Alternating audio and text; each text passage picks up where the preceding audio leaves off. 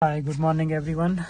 Today we're doing Polo 1.4 TSI, and the customer is complaining the car skip the number first gear is go direct into second, and the spanner light is flashing. Where is the P is on there, spanner lights is flashing, and the code is coming.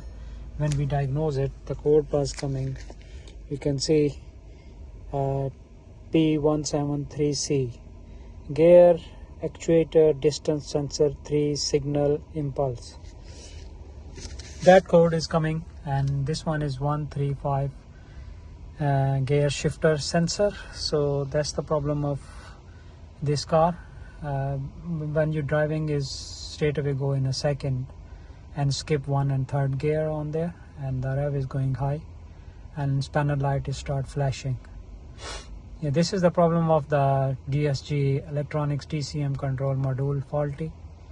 So if you have the problem of like that error code, so you have to bring the car. We can take it out the unit and refurbish it and put it back on there, and program adaptation, everything we're gonna do.